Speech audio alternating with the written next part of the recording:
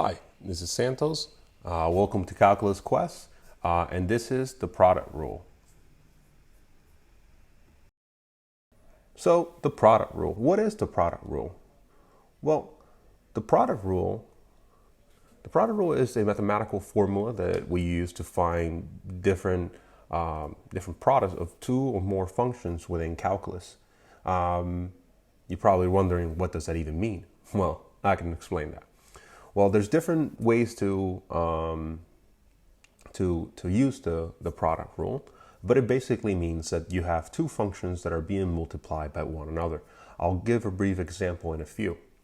There's different notations that we can use. You can use the Leibniz notation, which you can see here, Leibniz, or you can use a Lagrangian notation, also known as prime notation.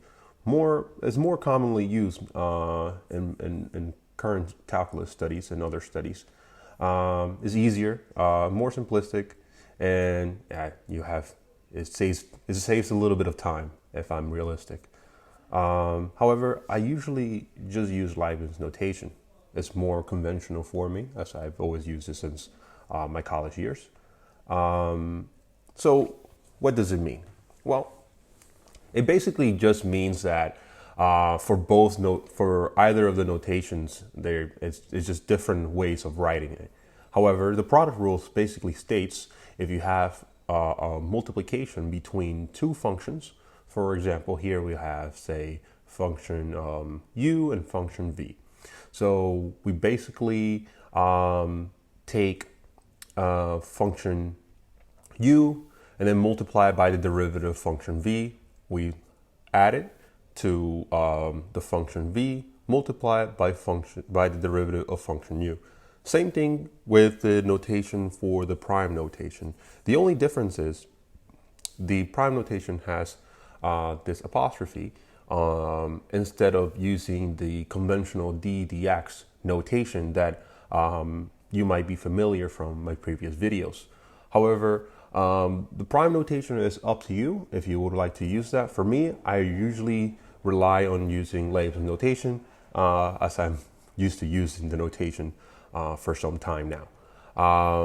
However, if you would use the prime notation, it would read as u, so function u times function v prime, so that's what you call prime, equals u prime times v, and u times v prime. Basically, I kind of didn't write it exactly the same as is written here over here, but it's basically the same. It's interchangeable, and from that aspect, you'll still get the same value because you're still having the derivative of the function u times v, and then function u times the derivative of function v. So let's have a problem. That usually helps out look how to do the problem easily and how to actually apply the product rule. So the first example will be example 1, which we have f of x equals x times e to the x. Well, you wouldn't be able to see it, but here you have a multiplication between these two functions. So you find the derivative. So to find the derivative, you can do a couple of things. Usually what I used to do when I was in high school, I would actually just place a multiplication in between them just for my own knowledge. It usually would help me. I'm not sure if it would help you, but if it does, then do as you please. But it's really helpful, I will say, from my own personal experience. So you have x multiplied by e to the x. It's a simpler way of writing it before taking the derivative. It can help. If it doesn't, then just do as best for you, what is best for you. But here I will have both notations. We'll have Leibniz notation, and we'll have the Lagrangian notation, which also is known as prime notation. Lagrangian is actually just the guy that actually came up with the notation. He's an Italian mathematician.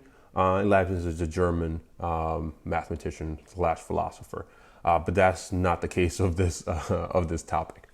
But here we'll do the conventional way of solving the product rule using the Leibniz notation first, and then we'll go on to talking about it within the prime notation afterwards.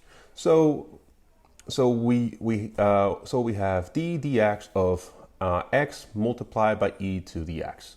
So we want to find the derivative, and in order to find the derivative, we simply do as the equation that we have here, the mathematical formula, which basically states that we take, so we have, say, you have function 1, function 2, so we take the derivative, we leave function 1 as it is, then we take the derivative of function 2, which is e to the x, we multiply, we add it to function 2. No, don't take the derivative of that one, but take the derivative of the first function, and then that should give you your value, as long as you're following the product notation here. Okay. So from there, it's pretty simple. At that point, we have x multiplied by the derivative of e to the x, but the derivative of e to the x is just e to the x. That's a really simple one, which is really nice. Then we add that to e to the x multiplied by the derivative of x. The derivative of x is just 1. So what we can do, we can have x times e to the x plus e to the x multiplied by 1, which can also be simplified to parentheses x plus 1 multiplies times e to the x. It's basically the same, we just distribute it and remove the e to the x because it's a like term. So if we go to the prime notation, we basically do the same concept throughout. Instead of having d dx, we just have f prime, and from there we f prime of x multiplied by e to the x. Then we take the derivative going from there using the notation of the product rule. So knowing the notation, we know that we first take we take the derivative of the second function multiplied by the function that you don't take the derivative of. So basically, it's really easy if you do basically if you just look at the equation itself. So first of all, you can go like this. I don't take the derivative of x, but I take the derivative of e to the x, and I add that to the second one multiplied by the derivative of the first one. Same thing that we did here. So we have x times e to the x plus e to the x times 1, and then it simplifies to the answer that we have here, which is pretty good.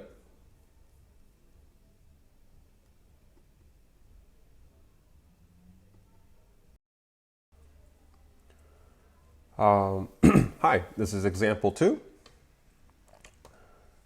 So let's start example 2. So find the derivative of the product of function 1. So let's find the derivative of the byproduct of function 1. So what is that? So basically just asking the question to find the second derivative of the previous results that we got from the first example. So what was that? So that was x plus 1 multiplied by e to the x, or you can say d dx of x times e to the x plus e to the x times 1. But we're going to take the route and just going to use the simpler version, the simplified version, which is just parentheses x plus 1 parentheses times e to the x. So we're going to just take the derivative of the function using Leibniz method. As indicated in the previous slide, it's actually a little easier. Well, I'm more familiar with just using Leibniz method. However, if you want to use what do you call it, prime, that's not an issue. You should get the same result at the end. So let's do this quickly. So we're first going to use what we know. So we know the product rule, and so what we're going to do, we can take the derivative of so we have the two functions basically. So x plus 1 is one of the functions, and then e to the x is the second function. So we basically just leave the first function as it is, multiply by the derivative of the second function, which is e to the x. We add the second function, we leave it as it is, and take the derivative of the first function. So let's see what that gives us. So by doing that, we get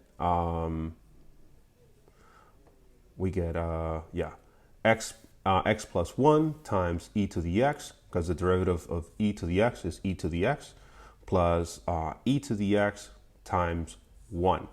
Why that? Because the derivative of x is 1, and the derivative of 1, because it's a constant, the derivative of a constant is always 0. So if we do, if you distribute everything, we get a value of parentheses x plus 2 parentheses e to the x. That's what we get. All right, let's go to the third problem.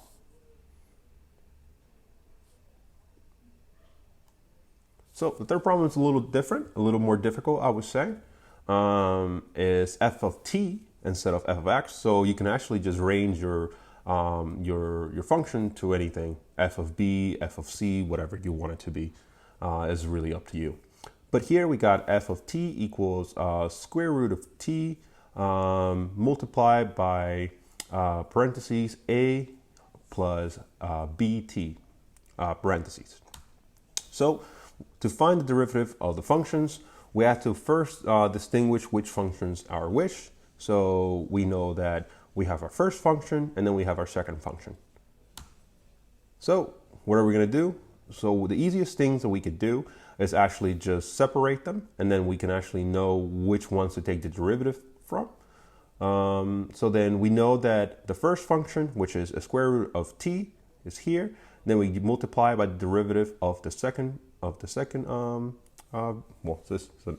second variable. I keep calling them function. It might confuse you guys. I apologize for that. And then we just take the derivative of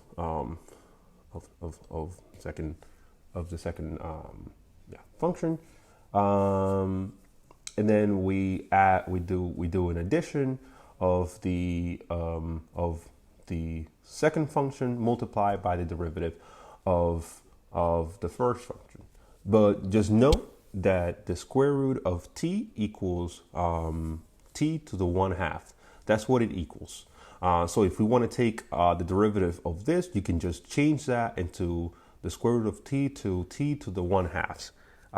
That would make it easier for you when taking the derivative. That way you can also use the power rule that I was explained in the previous video. Hopefully that was helpful. Let's see what we get. Okay, so the square root of t multiply by b. Why b? Because the derivative of the derivative of dt of a plus bt.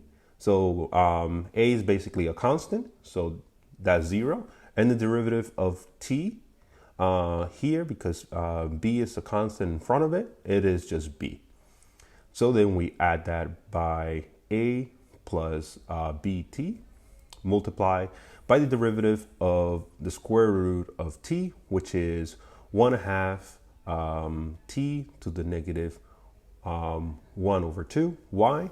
Because we use the power rule, and using the power rule, the power goes in front. So basically we had that 1/2 here, so that one in front, and subtracted the 1 over 2 that we had here by 2 over 2. So it gives you this minus 1 over 2. That's what we get there. And so you can rewrite these 1 over 2 t to the negative 1/2 to 1 over 2 square root of t.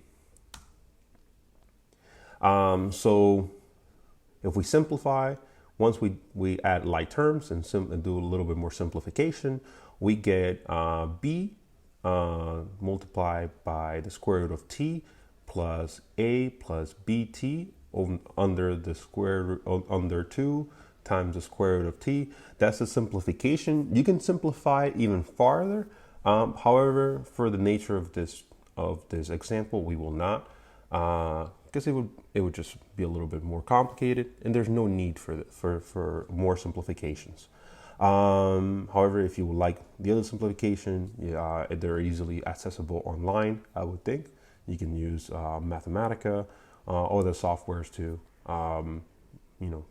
get those values, or you can also look at them up online. They should be easily. These are very well known mathematical problems. Hopefully this video was helpful, and I wish you good luck with your mathematical problems. Talk soon.